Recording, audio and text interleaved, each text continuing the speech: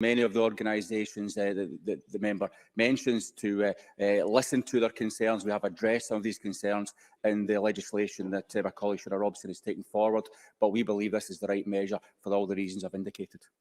Regrettably, due to time, I cannot take any further questions in this session, so we will move on to First Minister's questions. Members wishing to ask constituency or general supplementaries, please press their buttons during question 2. Members wishing to ask supplementaries on questions 3 to 6, please press during the relevant question. Question number 1, I call Douglas Ross.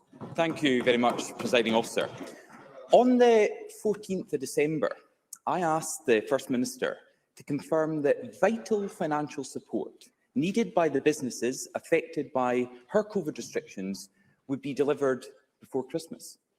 She stood there and promised to do everything possible to deliver that, and the First Minister has failed. Many businesses have contacted us to say they can't even apply for that funding yet, let alone receive a single penny.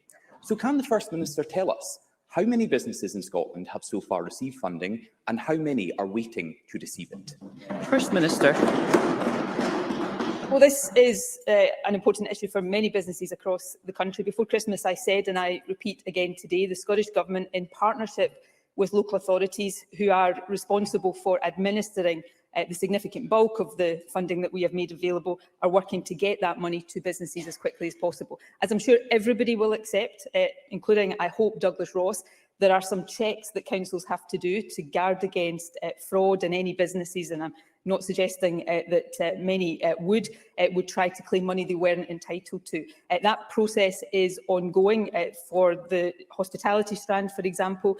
Businesses who previously got support have been contacted, or the vast bulk of them will have been contacted. They've been asked to complete a declaration, and then money will start to flow when those declarations have been returned. I know many councils are in the process now of making the payments. So Edinburgh, Midlothian, for example, have started to make payments. Glasgow are starting today on the back of that process. The Nightclubs Fund, which I know there has been commentary on this week, again, that is open for applications. Nightclubs are being asked to submit an application. As soon as they do, then money will be allocated to them within days of that. So this is an ongoing process, but everybody is working hard to get the money into bank accounts of businesses as quickly as possible. And finally, Presiding Officer, I would just remind particularly Douglas Ross that where the Conservatives are in power, a touchy subject I know today, but where the Conservatives are in power, some of this money is not being provided at all to businesses, because this government has made sure that we are providing financial support to businesses. Many businesses suffering the same impact of COVID south of the border are not getting the money that they will get in Scotland. Douglas Ross. So let's just look at the First Minister's answer. Apparently, this is an important issue, yet she couldn't tell us how many businesses in Scotland have received the funding and how many businesses are still waiting. She stood in this chamber and promised to do everything possible to deliver the funding before Christmas. And here we are in the middle of January. And businesses are telling us the process is going at a snail's pace. But the First Minister somehow defends it or blames councils for not acting quickly enough. The responsibility is on the Scottish Government. Absolutely. The SNP in Scotland added these restrictions which have impacted businesses, but they've not delivered the funding. One business group said yesterday, and I quote, "A business group here in Scotland, not a single penny of funding we were promised before Christmas has reached businesses." And now, a month after the funding was announced, John Swinney came forward to say it's difficult to give a precise timescale on when this money will be paid, a month after it was announced. First Minister, this has happened time and time again during the pandemic. The SNP are quick to demand more funding from the UK government, but very slow to actually get it out to the businesses who need it. So, First Minister, is a month-long wait for this vital funding really good enough for our businesses? First Minister. Well, at least under an SNP government, money is being allocated to businesses and will get to businesses. Under a Tory government, money is not getting to businesses at all. Now, I'm sure I'm sure if either central government or local government was to disburse money without basic checks to guard against fraud, for example, Douglas Ross would be one of the first to get to his feet and complain about that as well. So if we take, for example, the nightclub closure fund that is open for application, businesses who previously received support are being contacted, they're being asked to complete their application, and then payment will be made within a matter of days once that application has been received. The hospitality fund, for example, again, they are only being asked to complete a declaration, not a new application. Businesses are being proactively contacted and councils are starting now. Some councils have already started, others are starting today to pay that money. Again, we are doing this. I'm not criticising councils. I know how hard councils are working and how quickly councils are working to get this money out of the door. But I come back to this point. We all want this to be done as quickly as possible. But businesses in every part of the UK are suffering some of the same impacts of COVID, but in Scotland, businesses will be getting financial support that they are not getting where the Conservatives are in government south of the border. Douglas Ross. Businesses in other parts of the United Kingdom were not shut down in the same way they were shut down by Nicola Sturgeon. We all remember her Public Health Scotland telling people not to go to Christmas parties. The next day, the First Minister came onto TV to confirm that. That's why funding is required here in Scotland, and that's why it was required in December, not the middle of January. And the First Minister said this is because there are basic checks to be made to ensure that money goes to the right people. We can't make the basic checks if in some areas the application process hasn't even opened. This is the problem that businesses are telling us. And this week, here in Scotland, businesses were dealt another blow. Restrictions on them were extended by a further week without any clear evidence. The Omicron data is now far more positive. The First Minister herself has accepted that the government's projections in December were wrong. So why are hospitality businesses still being held back by her government? And can the First Minister explain to people across Scotland why on one hand it's safe for tens of thousands of people to now go to stadiums, but it's not safe to walk from your seat to the bar in the local pub? First Minister. Dearie me. First of all, I can't believe Douglas Ross must be the only person in the entire country in the run-up to Christmas didn't hear the howls from hospitality businesses south of the border about the collapse in footfall and the loss of revenue and the dire straits they were in. He's standing here trying to suggest that businesses in every part of the UK haven't suffered these COVID impacts. But the difference in Scotland, of course, is that the Scottish Government has responded in a way much greater than the government has south of the border. The application, I've already said, again, Douglas Ross might just want to listen on hospitality. It's a case of businesses being contacted, asked to complete a declaration. That process is underway. That money has started to flow. In terms of the nightclub closure fund, the application process is open and that money will be flowing soon as well, because we take our responsibilities seriously to actually allocate money and then get that money to businesses in a way that the Tory government is simply not doing to anywhere near the same extent. And secondly, the projections before Christmas were not wrong. What happened is that we didn't just fold our arms and accept those projections as inevitable. We took proportionate, sensible, balanced action. The public responded, as they have done throughout this pandemic, magnificently, and we were able to change the course of those projections.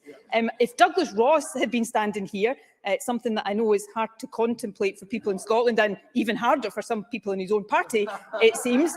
But if Douglas Ross had been standing here, is he really saying that he would have not responded to those projections in December? Because if that had been the case, we would be in a seriously difficult position right now.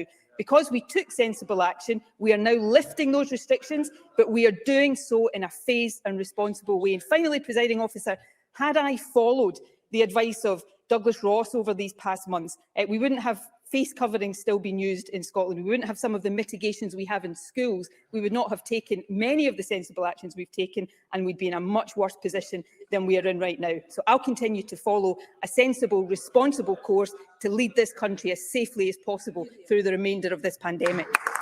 Douglas Ross. If the First Minister had listened to me in December, listened to the voices from the Scottish Conservatives, businesses would not be telling her in January that they're not getting the funding that they need. She says I have to listen to her answers. First Minister, please listen to the businesses that are telling you here in Scotland you made a promise to them that you failed to deliver, and they are waiting for this vital funding. This is to protect their businesses. This is to protect jobs. And shaking your head and dismissing what they are saying undermines everything they are trying to do to keep their business alive through the toughest possible time.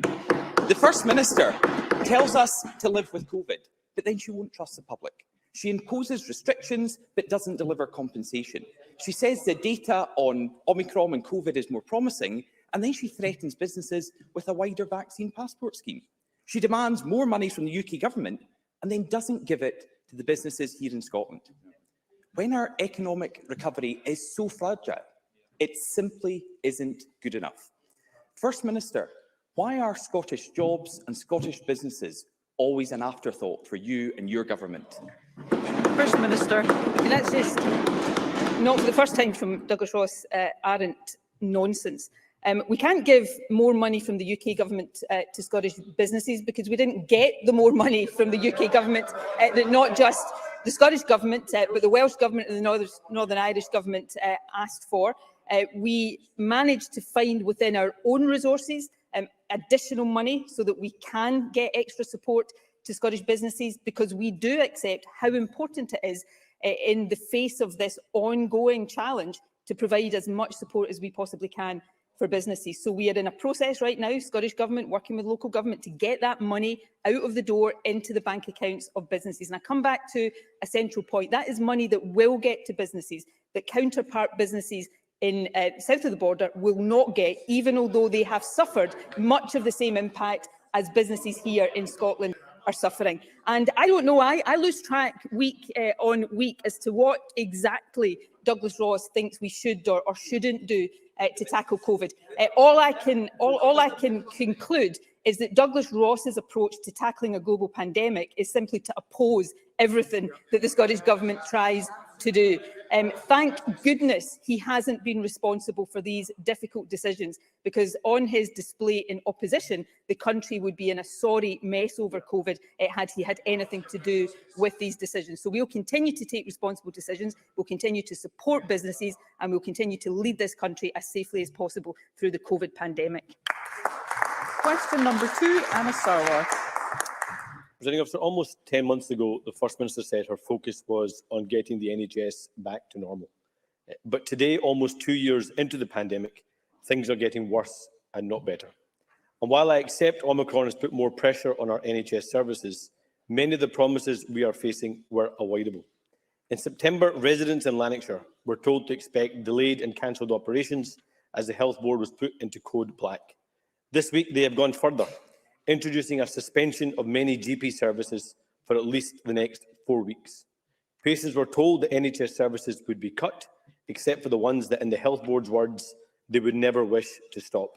This is an unprecedented situation affecting the health and well-being of over 650,000 Scots. Isn't it the case that for people in Lanarkshire, their entire health service has now effectively been turned into an emergency-only service? First Minister. No, that's not the case. Let me reflect on the first point Anna Sarwar made, though, there, which is that 10 months ago, I stood here and I accept that that will be the case, and said that we were focusing at that point on getting the NHS back to normal and back on track. 10 months ago, if my memory serves me correctly here, we hadn't had the Delta variant, nor, of course, had we had the Omicron variant. This pandemic has dealt us 2 significant additional blows since that period 10 months ago. So I accept that that means that what we had hoped would be the case in terms of the Anna Sarwar saying it's after Delta, that may or may not be the case, but what I'm saying here, and I think any reasonable person listening to this would accept, is that this pandemic has continued to deal us blows that we weren't necessarily anticipating. So yes, that means that our NHS is still struggling with the weight of COVID in a way that we all hoped wouldn't be the case by now. But our NHS boards, those working in the NHS, every single day right now are undertaking that task magnificently. Now, in terms of Lanarkshire, NHS Lanarkshire has operationalised at level 2 of their GP escalation framework. That's not the most serious level. There are level 0, 1, 2 and 3 of that. That is something they have initially said is for a 4-week basis, but we have asked them to review that weekly and report to the Scottish Government on the status of that. They previously had to do that at an earlier stage of the pandemic in 2020, and that ensures that, given the staff absences that are being experienced right now, they can continue to focus on the patients who most need care. None of us want to be in this position. We hope we'll be out of this position sooner rather than later, but that involves all of us continuing to take the responsible action to get COVID under control so that we can get our NHS fully back to normal. Hannah Sarwar. The First Minister says that that's not the case in terms of emergency-only services, but the previous guidance did not include primary care. This now does include primary care. And they have said it's now essentially only protecting what they call never services. And I think it's also important to note that this was after Delta, to what the First Minister says. So we can't say that this is all due to Omicron, because NHS Lanarkshire was warning of pressure last July. Code Black was put into place in October. That was long before Omicron arrived in the UK. But by allowing the situation in NHS Lanarkshire to reach crisis levels, the First Minister has let down patients and staff who believed her when she said there was a recovery plan in place. And across Scotland, over 650,000 people are now languishing on NHS waiting lists. 60,000 people have been on a waiting list for more than a year. In 1 month alone, over 1,600 operations were cancelled just hours before they were due to happen.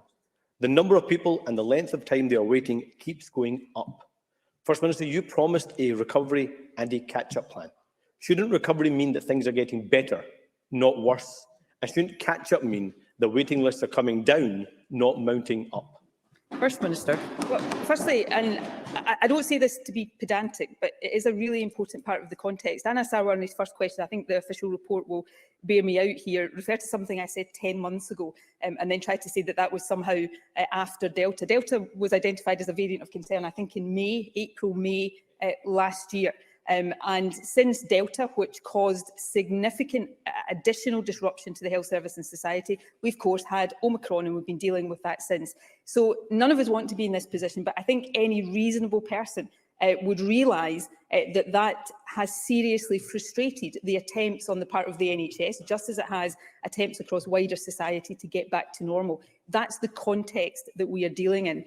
Now, in terms of Lanarkshire, Anna Sarwar, I think, is mixing up 2 different escalation frameworks. There is the Scottish Government Board Performance Escalation Framework, which he has cited to me before in the context of the Queen Elizabeth University Hospital. But at the start of the pandemic, the GP escalation framework was also put in place, which goes from level 0 to level 3. Lanarkshire is currently at level 2, which is the practices may need to request reduced access to some services in order to focus on the most serious patients. That's been put in place in Lanarkshire for a short period. We've asked for it to be reviewed weekly. In terms of waiting times more generally, we are focusing as much as possible on supporting boards to recover the position in terms of backlogs in waiting times, but key to doing that is to reduce the pressure that's on boards and in hospitals that is being caused by COVID. Now, hopefully, over the next few weeks, as we start to see the Omicron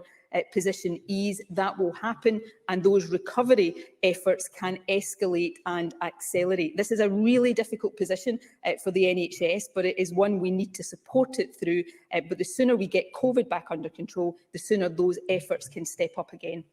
Anna Sarwar.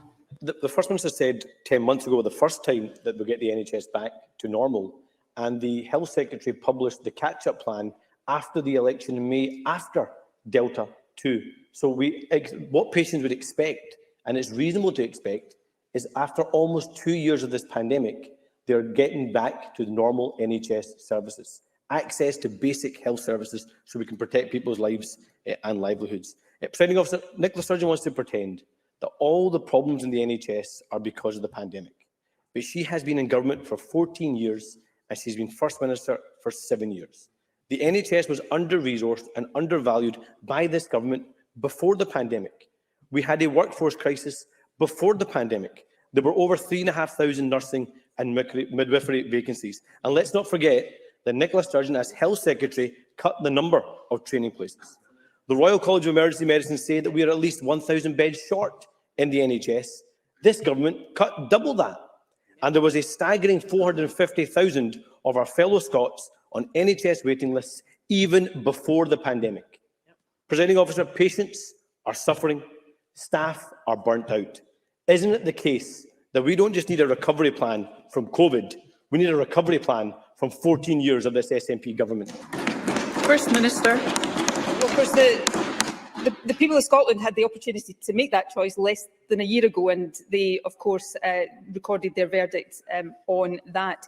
On the issue of the pandemic impact, I don't for a second suggest that all of the challenges faced by the National Health Service are down to the pandemic. Before the pandemic, the NHS was dealing with changing demographics, with the impact of technology. All of that was putting a pressure on the National Health Service, and we stood here and had exchanges on that then. I think, though, it is the case that Anna Sarwar seems to try to deny the significant impact that COVID has had and is having on the National Health Service. If you take just over the most recent period as it's been dealing with Omicron, there's been a 65% increase in COVID-related staff absences in the National Health Service. That's the kind of pressure the NHS is dealing with. Now, we need to get that under control. We need to bring the NHS and the country out of this pandemic and get back to making sure that we're dealing with these other challenges. But that's where I come back to the starting point of my answer, because under this government, we have put in place the solid foundations to do that. So health spending is at a record high level in Scotland right now. Staffing, NHS staffing is at a record high. And since this government came to office, NHS staffing has increased by 27,000 whole-time equivalent staff. So we have put in place those foundations. We need to get through COVID, and then we will support our NHS to recover in full and to continue to deliver the services that patients across Scotland need and deserve. We will now move to supplementary questions, and I call Audrey Nicholl. Thank you, Presiding Officer. To ask the First Minister if she agrees that the unmasked disdain the UK Government has shown in the last 24 hours for their own colleagues in Scotland, dismissing their Scottish leader as a lightweight, makes it crystal clear that Scotland needs to become an independent country so we can escape the sleazy, corrupt and criminal Westminster system for good.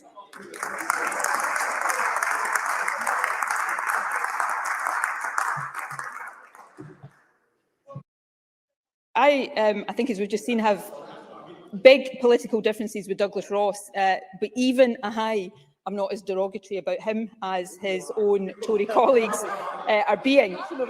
Not a big figure, lightweight. These might be personal insults directed at the leader of the Scottish Conservatives, but actually they say something much deeper about the Westminster establishment's utter contempt for Scotland. If they can't even show basic respect for their own colleagues, what chance do the rest of us have? The fact is, Westminster thinks Scotland doesn't need to be listened to, can be ignored, and now we're being told we have to thole a Prime Minister that his own colleagues think is not fit for office.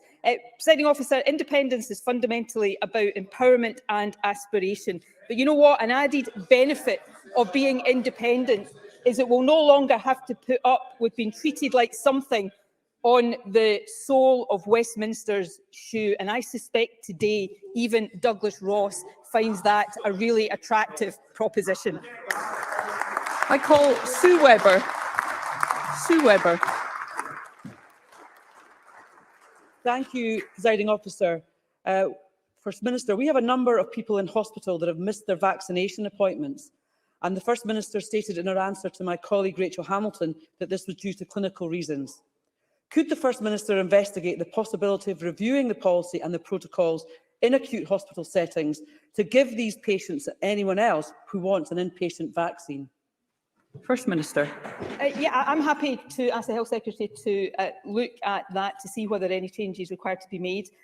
But I would repeat again and ask the member to take this in good faith. There is no blanket policy in place right now that stops inpatients in hospitals getting a vaccination if their clinician thinks that they should get the vaccination.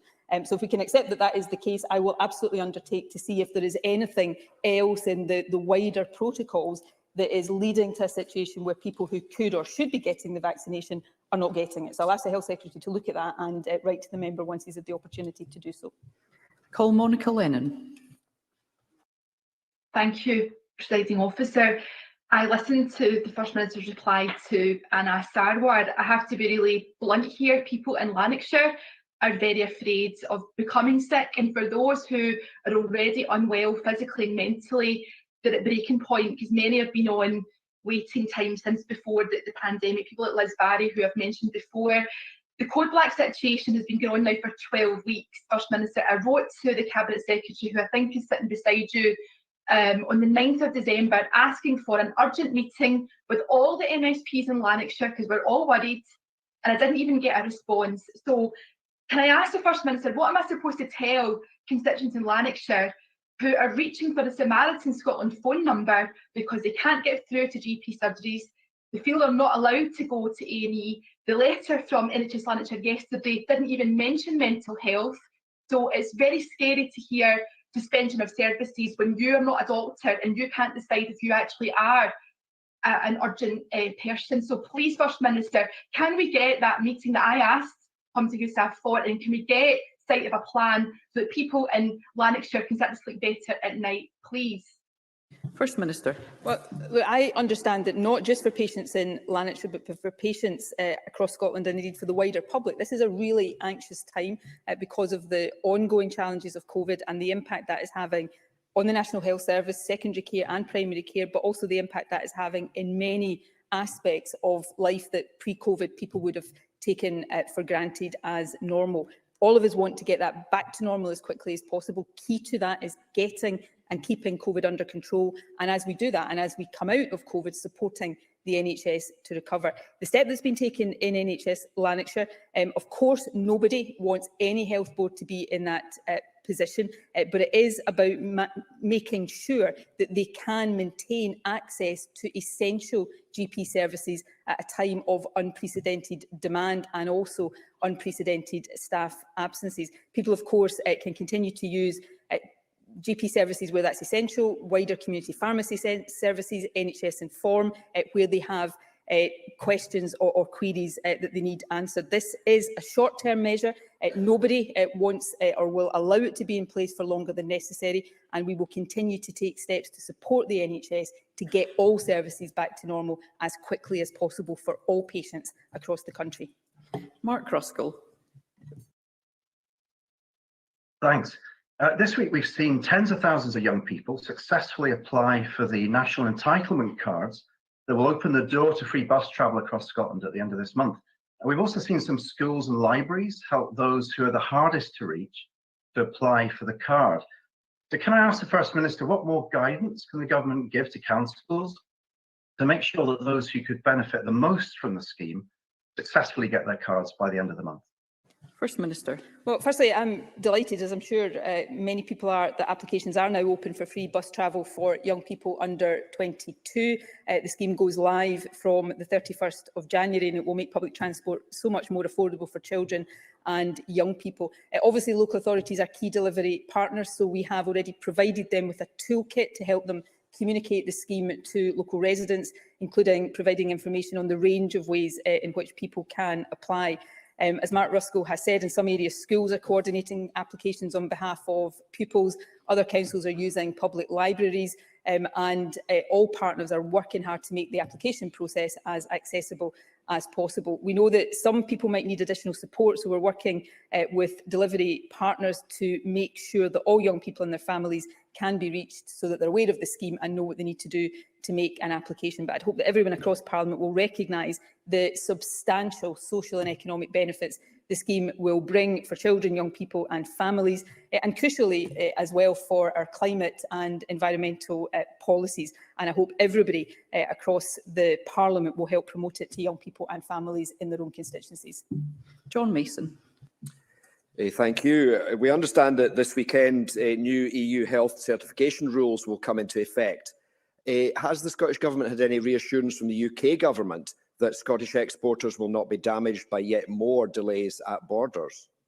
First Minister. Well, we, on an ongoing basis, seek assurances from the UK Government that the implications of Brexit will not cause disruption or indeed continued disruption to Scottish exporters. I don't think I could say that we've been given adequate assurances, because I'm not sure there are adequate assurances that can be given.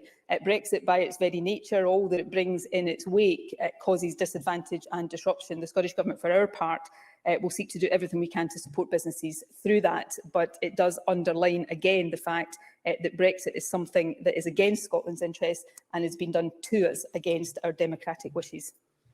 Douglas Lumsden.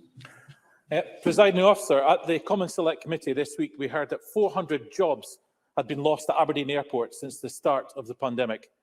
Can the First Minister outline what support the Scottish Government will give to our airports, or is this industry another industry that the First Minister has turned her back on? First Minister.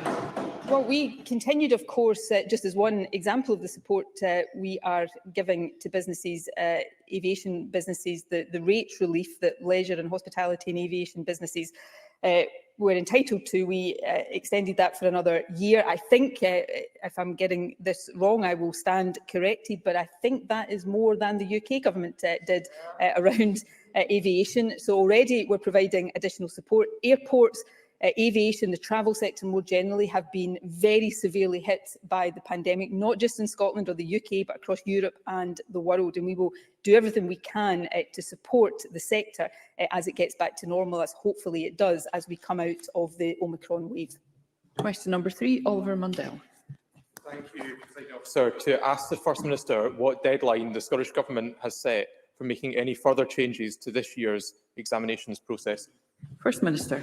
Well, given that we are still living through a global pandemic, contingencies are needed in education as in all other aspects of life right now. Should any of those contingencies be required, and there are 2 key contingencies in education as far as exams are concerned, then we would obviously notify that as soon as possible. However, firstly, I hope that is not the case. I hope we don't need to activate those contingencies, and as has been clear since August, our firm intention this year is that exams will go ahead. Oliver Mundell. The First Minister is right.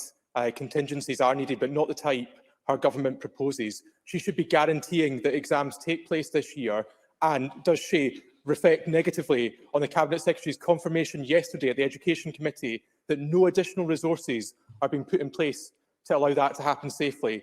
What's happened to suggestions of acquiring larger community spaces? What about putting additional invigilators in place? And what about one-to-one support, most importantly, for those young people who've lost out on their learning? First Minister. Well, Oliver Mundell says that the contingencies we've put in place are not the type that should be put in place. I think that's probably a standard for the Conservatives. We say one thing, they'll say another. But let me say what those contingencies are so that people can judge for themselves. The first contingency is that if education is further disrupted, which we all hope it won't be because of developments in the pandemic, then additional support will be provided for those studying for exams. I'm interested that Oliver Mundell doesn't think that's an appropriate contingency. I think it is indeed an appropriate contingency. The second contingency is that if public health advice says that it wasn't safe for young people to come together to sit exams in the traditional way, then we'd go back to a situation akin to the last 2 years where we would have teacher judgment coming to bear instead of exams. Again, I think an appropriate contingency. We don't want to have to use either of those contingencies because we want exams to go ahead, because we think that's in the interest of young people. But lastly, Presiding Officer, Oliver Mundell asked me to guarantee things. I would really love to be able to guarantee all sorts of things, but we are still living through a global pandemic.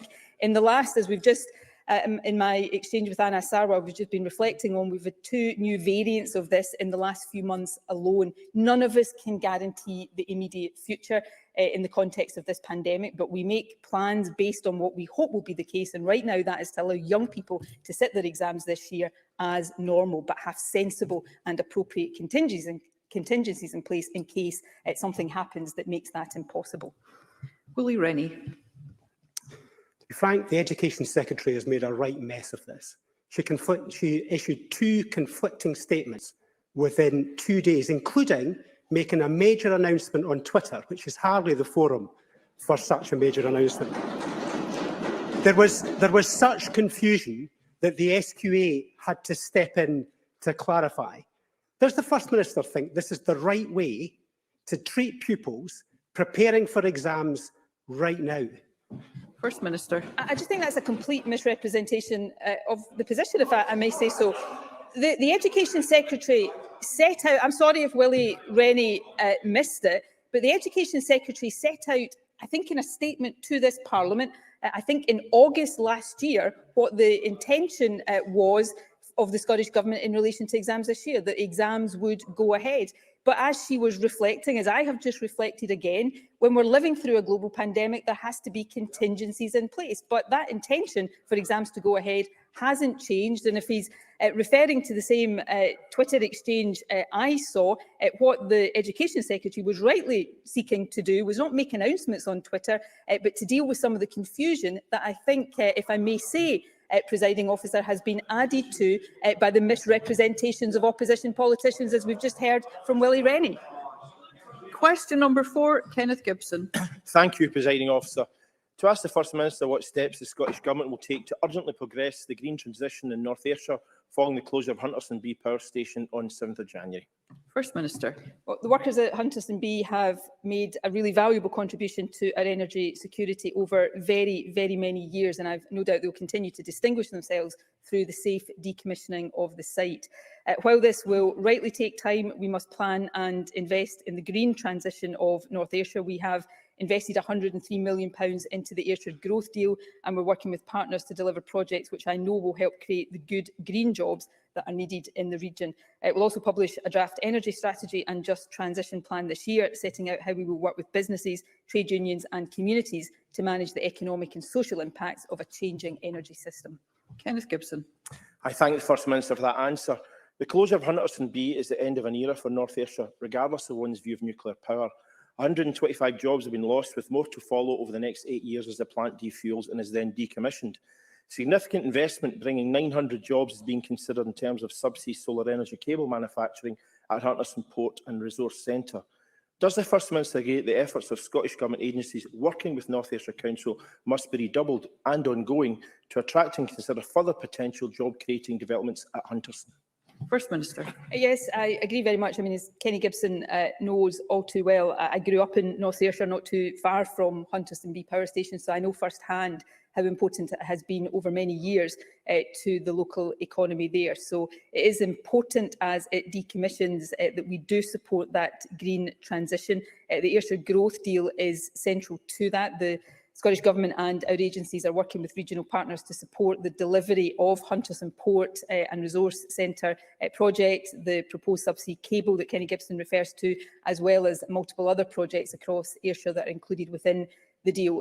These projects, of course, are led and driven by colleagues in North Ayrshire Council on behalf of the wider deal, but it is really important that we fully support that, and I can give an assurance that the Scottish Government will continue to do so. Katie Clark.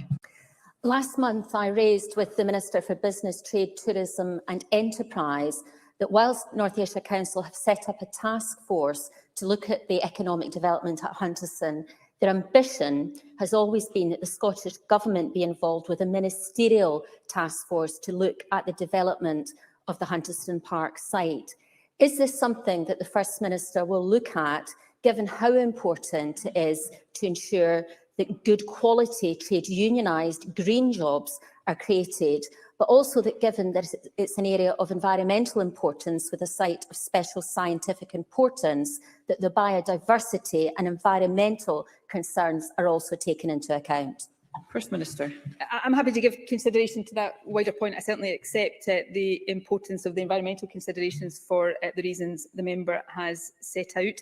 Obviously, it's for the Scottish Government to set the wider policy and strategic framework, which we will do through the draft energy strategy, through the Just Transition plan that I refer to, both of which will be published over the course of this year. Beyond that, I think it is right that these plans are driven by local councils and local agencies. As I said earlier on, the Scottish Government is contributing over £100 million to the Ayrshire growth deal. So that balance between local leadership and strategic direction from the Scottish Government is always one that we need to be careful to get right. But I'll give consideration to the wider point and revert to the member as soon as possible.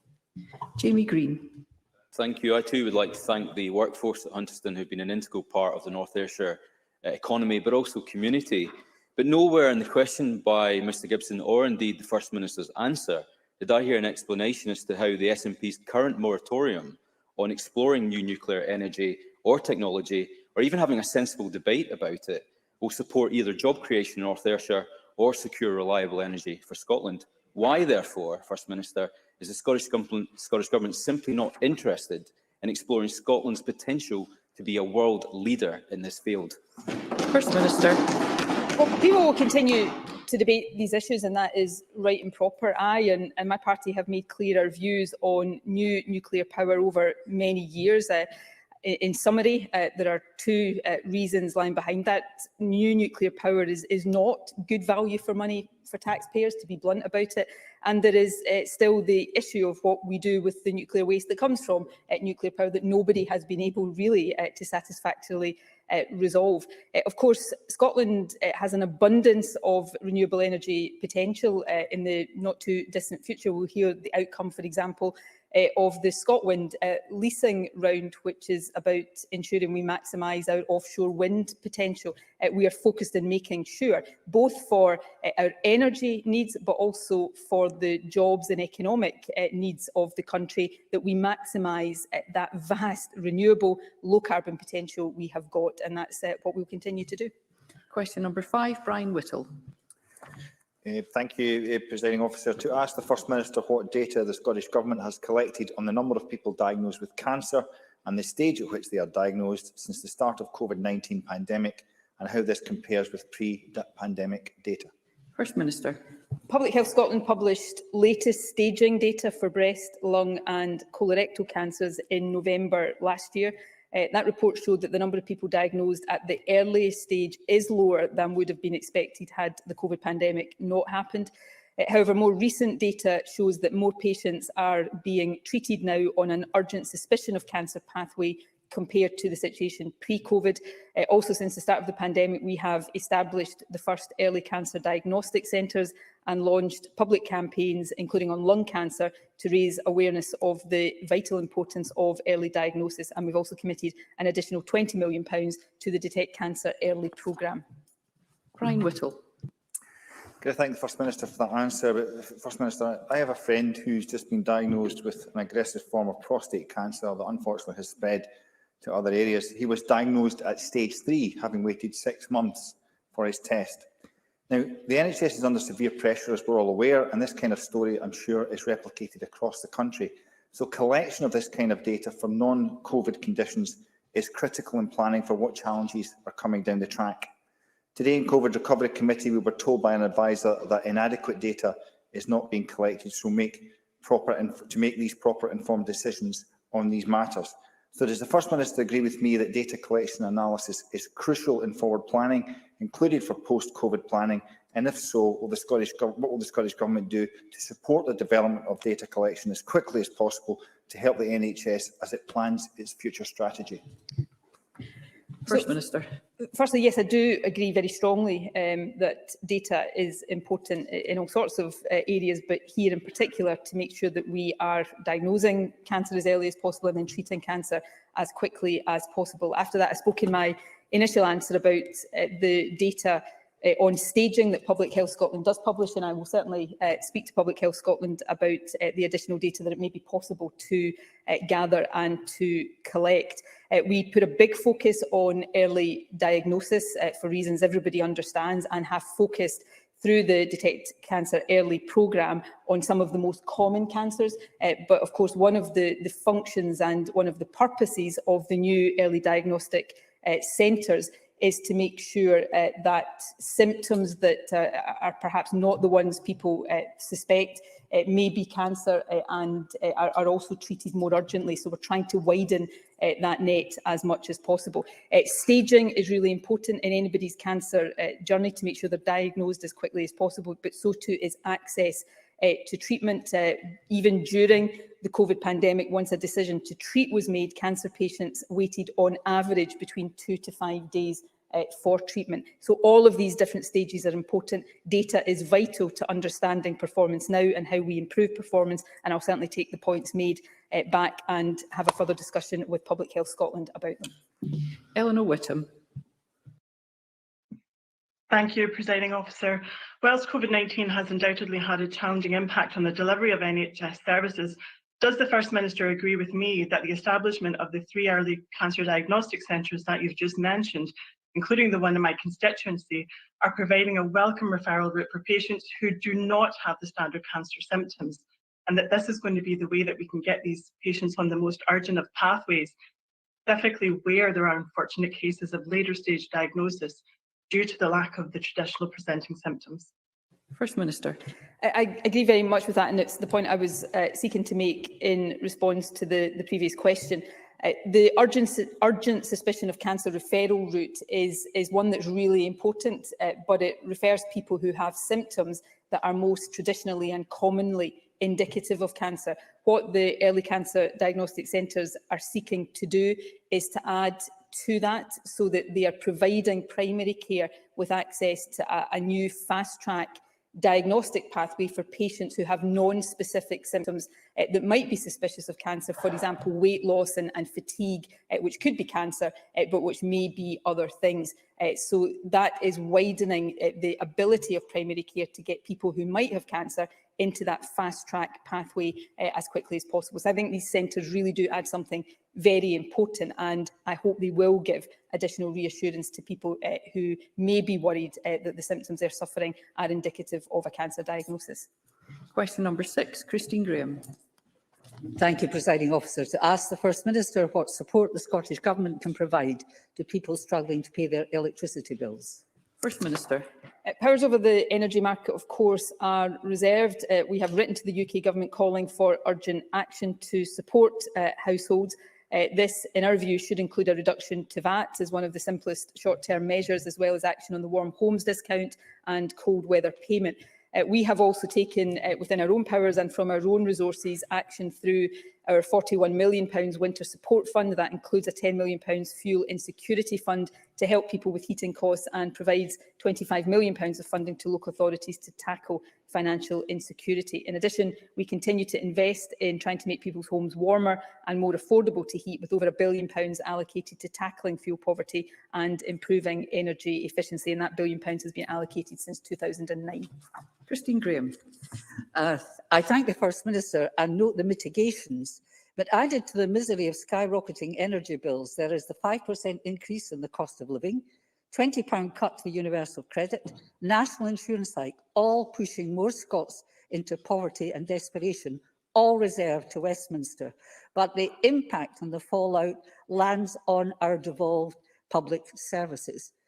Therefore, does the First Minister agree with me that only with independence and full power over our economy could we prevent this economic tsunami?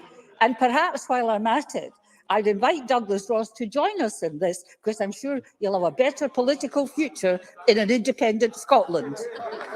First Minister.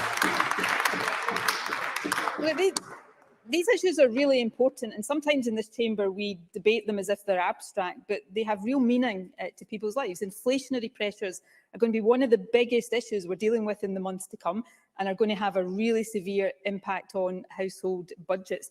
So we have to recognise, as we try to decide how best to help people, where the powers and the resources lie. Right now, levers over energy costs, 85% of welfare spending, powers over the minimum wage and national insurance, they're all held at Westminster. So while this Parliament might want to act, it's not able to do. We've also seen a Westminster government take £20 a week out of the pockets of the poorest families in our country, and we see them, instead of helping, do things that are actually making life harder for those already struggling. So I do think it is the case, not in an abstract sense, but in a real tangible sense, that that we take more of the powers that are being misused by Westminster into the hands of this Parliament so that we can use them in the interests of people across the country. And yes, Christine Graham is right. We can try to do that through increased devolution, and we'll always try to do that. But fundamentally, the best way of resolving this is for Scotland to become an independent country, so this Parliament can take the decisions that are in the interests of the country and not constantly have to hope that a Prime Minister, who everybody, I think, without exception in this chamber, thinks is unfit for office, to take these decisions for us. Thank you. That concludes First Minister's questions. There will be a brief pause before we move to members' business.